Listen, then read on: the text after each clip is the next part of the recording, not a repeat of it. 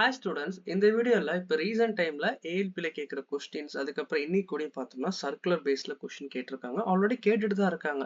ஒரு 6% வச்சு 6 பேர் இப்படி உட்காந்துருப்பாங்க. எஃப்க்கு எகுத்தாப்புல ஏ இந்த மாதிரிலாம். இது எப்படி நம்ம ஈஸியா சால்வ் பண்றது? நிறைய பேர் இதுல மிஸ்டேக் பண்றாங்க. ஸோ இந்த வீடியோ பாருங்க, கண்டிப்பா உங்களுக்கு ஈஸியா புரியும். வித் ஷார்ட் டைம்ல நம்ம ஈஸியா சால்வ் பண்ணலாம். ஓகே, ஃபர்ஸ்ட் 6 பேர் கொண்ட ஒரு குரூப் கொடுத்துருக்காங்க. எல்எம்என் ஓபிக்யூன்னு எல்லாமே எங்க ஃபர்ஸ்ட் நம்ம கொஸ்டினை பார்த்தோம்னா 2 விஷயம் நோட் பண்ணோம். எத்தனை பேரு, அதுக்கப்புறம் என்ன டைப்ல இருக்கு, என்ன ஃபேஸிங்னா ஒரு பாயிண்ட்ல இப்படி பார்த்து உட்காந்துருக்காங்களா, ஃபேஸிங் சென்டர்னா இப்படி, அவே ஃப்ரம் த சென்டர்னா வெளியே பார்த்து உட்காந்துருக்காங்களா அப்படின்னு. ரயில்வே பொறுத்த வரைக்கும் இதை வந்து எல்லாமே ஃபேஸிங் சென்டர் தான் இருக்கும். பேங்கிங்னா பார்த்தீங்கன்னா ரொம்ப டஃபா இருக்கும். பட் அதுவுமே சால்வ் பண்ணலாம் தான். ஓகே, இது சர்க்கிள் பேஸ் தான். ஃபர்ஸ்ட் சர்க்கிள் வரைஞ்சுக்கோங்க. எத்தனை பேர்? 6 பேர் இருக்காங்க. முதல்ல 6 கோடு போட்டுக்கோங்க. 6 கோட் போட்டுக்கோங்க. உங்களுக்கு எதுவுமே தெரியலனாலும் ஃபர்ஸ்ட் எந்த பர்சன் கொடுத்துருக்காங்களோ எங்கேயாச்சும் அந்த பர்சனை போட்டுருங்க. இப்போ நான் கியூ இங்கே போடுறேன். Q is sitting second to the right of the N. என்னோடைய செகண்ட் ரைட்ல உட்கார போறோம். அப்போ என் இங்க இருந்தாதான், ஏன்னா எல்லாருமே ஃபேஸிங் சென்டர், எல்லாருமே நேரா பார்த்து உட்காந்துருக்காங்க. அப்போ என் இங்க பார்க்கும்போது என்னோட ரைட் இங்கிட்டு தானே வரும். அப்போ இங்கதான் 2வா இருக்கும். செகண்ட் ரைட்னா இங்க இருந்து 1 2 அப்படி எடுத்துக்கணும்.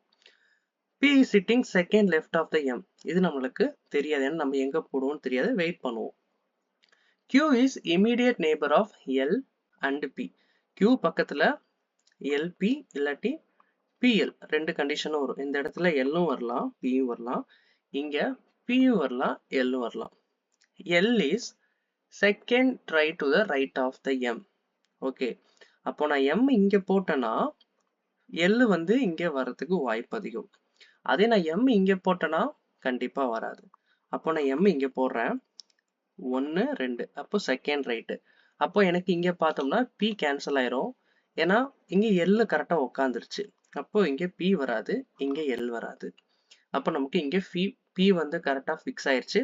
அப்போ மீதி இருக்கிறது ஒரே ஒரு லெட்டர்னா யாரு? ஓ. அப்போ நம்ம இங்க பார்த்தா தெரிஞ்சிச்சு. B is sitting the second left of the M. எம்மோட செகண்ட் லெஃப்ட்ல இங்க பி வந்துட்டான். அப்போ நம்ம ரீஅரேஞ்ச் பண்ணி எழுதுனா எப்படி உட்காந்துருக்காங்க அவங்க. இது வந்து நான் பொறுமையா உங்களுக்கு சொல்றது என்னன்னா உங்களுக்கு ஈஸியா புரியறதுக்காக. எக்ஸாம்லலாம் நம்ம ஒரு 30 செகண்ட்ல இதெல்லாம் போட்டுடலாம் இந்த கண்டிஷன் வச்சு.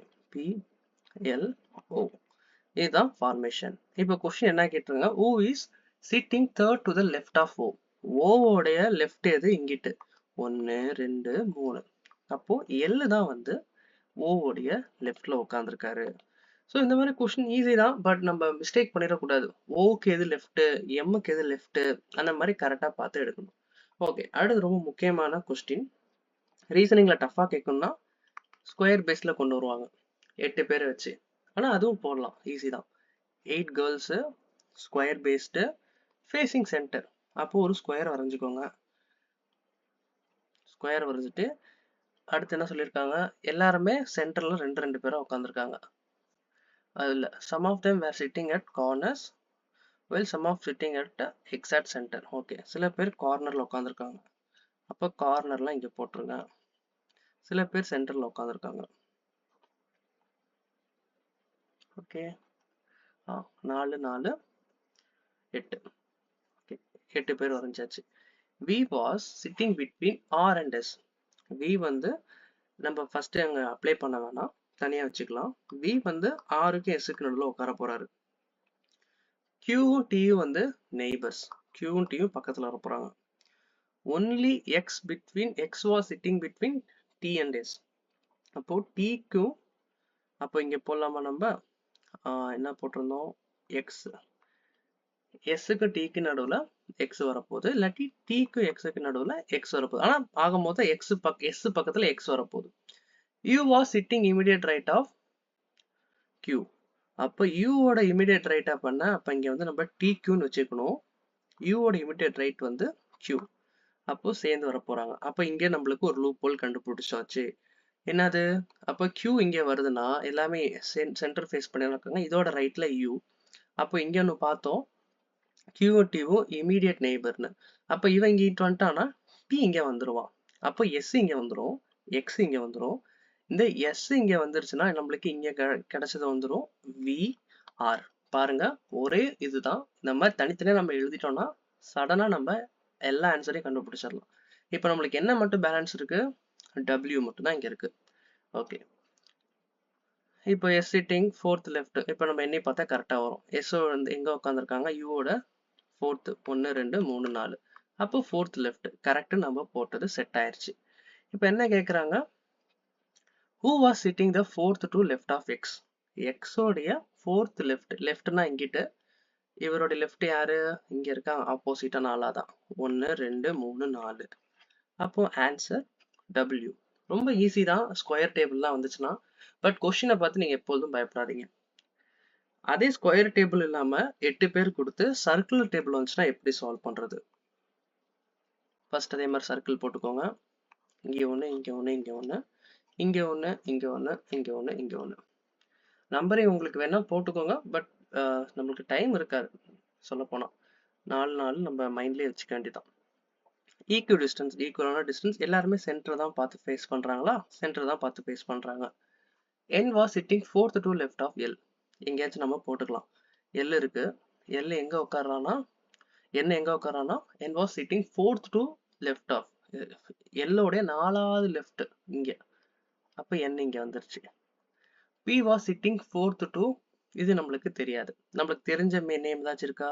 இங்க N இருக்கு. immediate rate of N. N உடைய immediate rate என்ன? இதுதான் N உடைய immediate rate. அப்போ O இங்க. Okay, K was sitting second to left of the P. P ஓட செகண்ட் லெஃப்ட்ல K நம்மளுக்கு வச்சுப்போம். P வந்து எங்க உட்கார்றான்? யாரோட ஃபோர்த் லெஃப்ட்ல?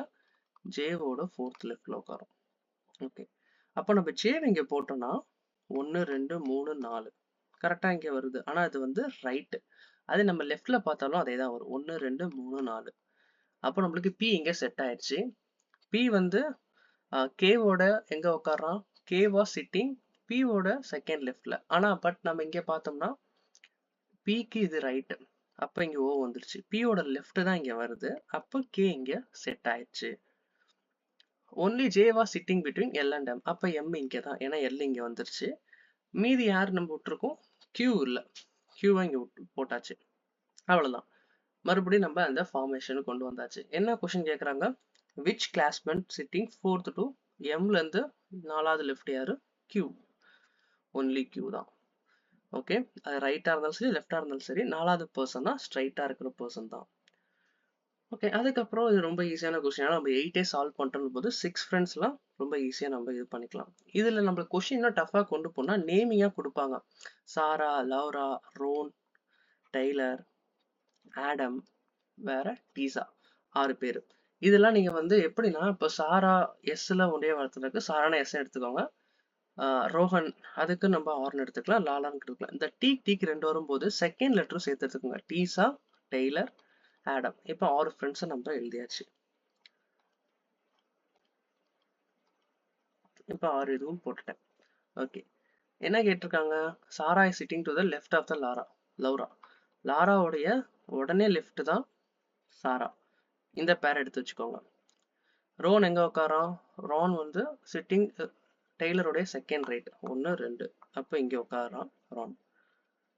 சாரா sitting third to the left of the Adam. Adam உடைய தேர்ட் லெஃப்ட் தான் சாரா. அப்ப கண்டிப்பா இங்க லாரா வர போறாங்க. Laura is sitting to the immediate left of Taylor. Laura வந்து டெய்லருடைய இமீடியட் லெஃப்ட். அப்ப டெய்லர் இங்க வந்துருவான். ஓகே, நம்ம இங்க ஃபர்ஸ்ட் என்ன போட்டிருந்தோம்? ரான் எங்க வருவான்? டெய்லர். அப்போ வரிசை எப்படி உட்கார போறாங்க? இங்க கண்டிப்பா டீசா வந்துருவான். டீசா. Okay, 1 second. டெய்லர் இங்க, ஆடம் இங்க, டீசா இங்க, இங்க தான் வந்து சாரி டீசா, இங்க வந்து ரோன். இந்த மாதிரி ஃபார்மேஷனே நம்ம பண்ணலாம். டைரக்டா எக்ஸிக்யூட் பண்றது நான் ஆல்ரெடி உங்களுக்கு சொல்லி கொடுத்துருப்பேன். இப்போ அதை டைரக்டா நான் உங்களுக்கு சொல்லி காட்டுறேன் பாருங்களேன். சாரா சிட்டிங் டு த லாரா இங்க இருக்கானா? லாரா இப்படி பார்த்துருக்காங்க. அப்ப லாராவோட ரைட் இது, லெஃப்ட்னா இதுவா தான் இருக்கும். அப்போ சாரா இங்க உட்காந்துட்டாங்க. அப்போ ரான் எங்க உட்காரான்? Ron sitting to the right of the டெய்லரோட செகண்ட் ரைட்ல உட்காரான். அது நம்மளுக்கு இங்க கரெக்டா தெரியாது. பட் இந்த மெத்தட்ல போட்டா நம்ம இங்க அப்ளை பண்ணலாம். பட் உங்களுக்கு நான் அந்த டைரக்டா சர்க்கிள் வச்சு சொல்றேன்.